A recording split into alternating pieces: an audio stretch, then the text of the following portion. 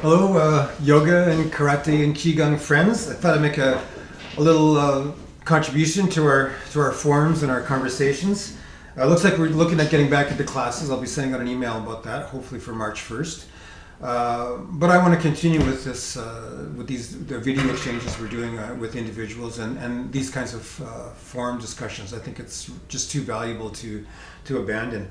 I wanted to talk to you about a general principle and a specific a place where we could apply that principle. The general principle, I guess, is that there's certain fundamental things that we work with, and they can be pretty challenging to learn. For example, the Tristanum that Jennifer's often reiterated for us on the yoga practice. The various points of attention and the bandhas and all of that, right? These things can be difficult to learn initially, but once you got it, you can do it, right? No, not exactly. Not exactly. There's more here, which is why somebody like Jennifer is constantly, telling you the same thing over and over again, because there's more there. So, for example, the Tristanum. And I remember being in a class, a workshop that Jennifer's teacher ran in Edmonton, and a few of our students were there with us doing this workshop. It was a lot of fun. And David did, at one point in the workshop, he was talking about the nose, that is one of sorry, what's the word, drishti. I couldn't remember the word drishti. We're looking at the nose for certain parts of the practice. This, of course, is not news to any of us. But he had us doing from a standing posture, doing a forward fold, really slowly. And he said, look at the nose. And he kept on saying it. So make sure you're looking. Are you still looking at the nose? Look at your nose. Look at your nose. And Jennifer and I were thinking, well, why are we doing this? Yeah, we're looking at our nose.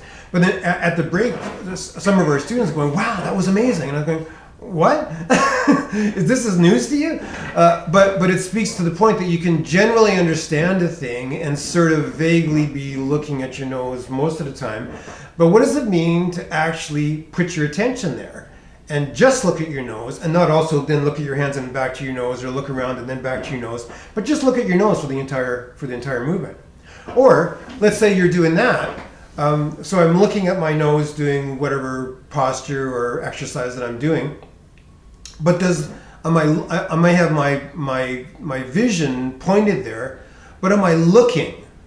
Is my attention focused? Can I focus my attention? Or does my mind go off into other things that I don't even know? I mean, it's in my visual sphere. My nose is in the center of my visual sphere, but I'm not actually looking at it. That's attention. That's and Jennifer often says that, for her, the yoga practice is primarily an exercise in attention. So she's able to hold her attention to her drishti and really be looking at that drishti the entire time. It's very powerful. So that's an example. And the principle that I want to suggest to you where that could be applied is something that comes out of the karate curriculum, but applies to the yoga stuff. And that is the hissing breath. Now, we don't do a hissing breath in the yoga practice, but we use the tongue in a very similar way. So the hissing breath, you could argue there's all kinds of reasons why the hissing breath is in there, what it's for, where it comes from, who does it, who doesn't do it. But one of the things that I think it's meant to do is to remind us that the tongue is meant to press on the hard palate behind the top front teeth, right? So you go, and then the tongue is pressing. In order to go, you kind of have to press your tongue there. But the idea is that it keeps on pressing for the rest of your practice. Are you doing that? Can you do an entire kata constantly pressing pretty strongly against the roof of your mouth with your tongue? And if so, what does that do? What does that do? That's your question for this forum post. I'd like to hear some responses to that. Or at the very least, I'd like you to give it a try. Whether you make a forum post or not, that's up to you. But I'd like you to at least give it a try. Jennifer contends and teaches that that's what's going on in the yoga postures, that the tongue is meant to be pressing on the roof of the mouth. She says the whole tongue is pressing on the entire roof of the mouth. With my work, from the lineage that I'm coming from, the karate lineage, it's more just the front of my tongue, and it's mostly just on that hard palate. But that's not a disagreement. That's just a difference in how we're expressing and experiencing. And so you've got both. You can choose, and you can work, and you can find out how we're both right and we're both wrong, and you can come up with the way that's actually true. That's that's what it means to receive teaching. Don't just do what you're told, but to think about it and bring in your own background and your own life experience, and find out what that find the best fruition of that understanding in your own practice and in your own life. So that, I just want to throw that out there for you. That's the use of the tongue in your practice, and whatever element you're working with, that it's meant to be done really deeply, for lack of a better term, that it's not done in a superficial way, or something like, say, the back foot straight in karate.